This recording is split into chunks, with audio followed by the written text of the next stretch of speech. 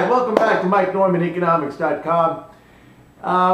I want to continue with what I was talking about last time with the trade deficit, and I was flipping through my issue of Time magazine recently, and I came across somebody wrote a letter in here.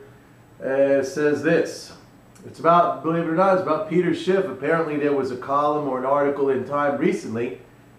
Peter Schiff is a guy that many of you follow, you like very much. You know, I don't agree with anything that he says, but here this one person wrote a letter in. What Peter Schiff understands is basic. Any economic system must produce at least what it consumes or it goes bankrupt. Well, my response to that is, why must it produce? Why must it produce all that it consumes? And on that note, I just want to mention that there have been many occasions, many times, when Schiff has stated outright that the United States produces nothing. And I put together this chart, which is directly from data that I got from the Bureau of Economic Analysis. It takes a look at imports into the United States compared to our total output, our GDP. This chart goes from 1929 to 2008, which is the most recent full year of data that we have. And I'm gonna hold this chart up to the camera and let you see for yourself. Let me just adjust my screen here. Now, as I bring it closer, you see that the light blue shaded area, that's this, represents GDP.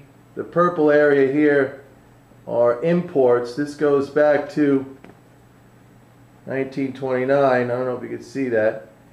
And you see the progression, the history of this. Very little imports to speak of. Then started to grow, and then I guess in the last decade or so really started to move up. But look at those imports relative to GDP. I mean, GDP is all the way up here, 14 trillion, 14.2 trillion.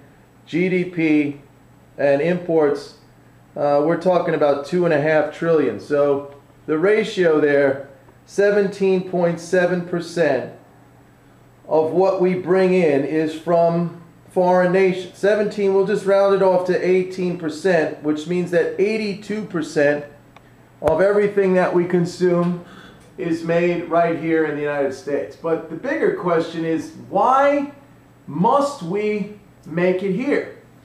And if you take the example, let's take the example of somebody on a deserted island, right, who has nothing. This person has absolutely nothing. There's no food there. Let's say there's not even any fish in the local waters. No food, no shelter, no clothing. All this person has perhaps is sand.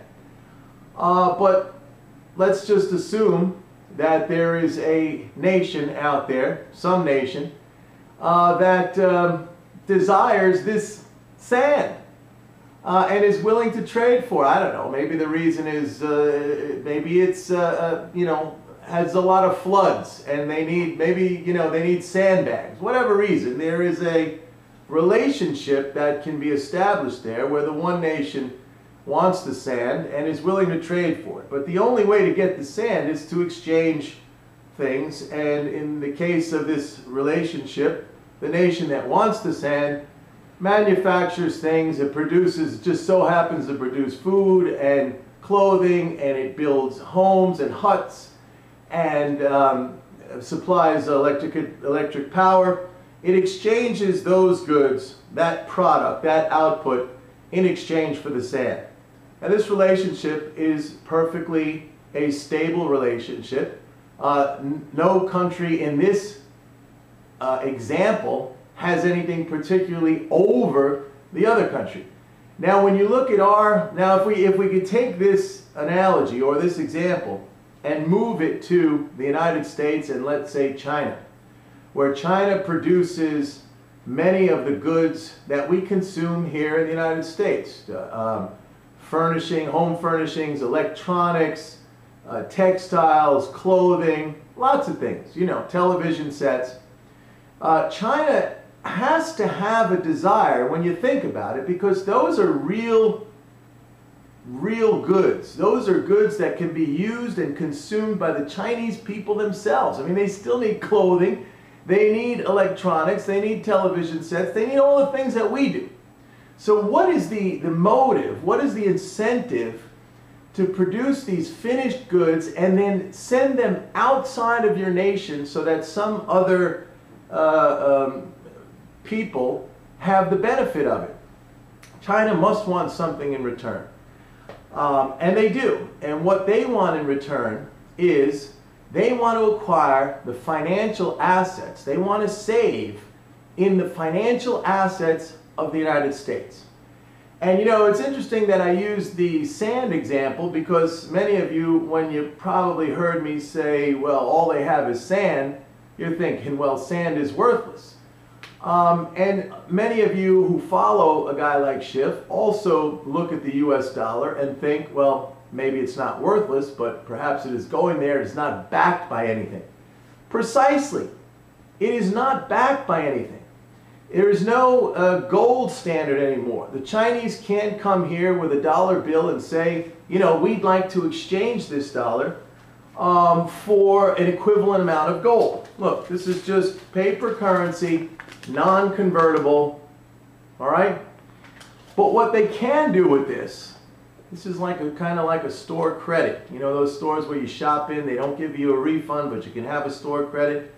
The Chinese can exchange these for whatever they want, basically, in the United States. And they don't seem to want our goods, our merchandise. What they seem to want are the financial assets that we produce. Things like treasury securities, other securities, equities, stocks, bonds, financial assets.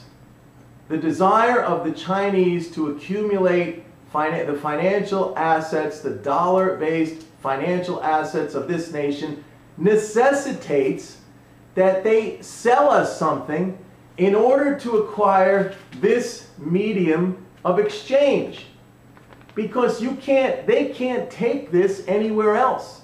If they go to Europe with this, or if they go to Japan with this, or Russia, and they say, okay, here, we'd like to acquire your financial assets, they first have to convert this into the currency of the other country. So the fact that they're accumulating this speaks to their desire to what we call net save in dollar assets, financial assets. And this is a perfectly healthy relationship.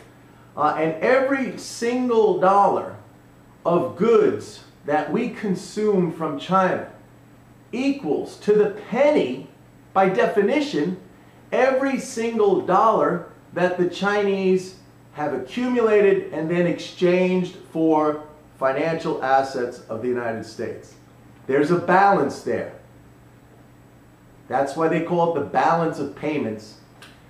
And it's something to keep in mind. All right, that's the end of this video. There's going to be more along these lines. Waiting for your comments, so looking forward to it. That's it for now. Take care. Bye.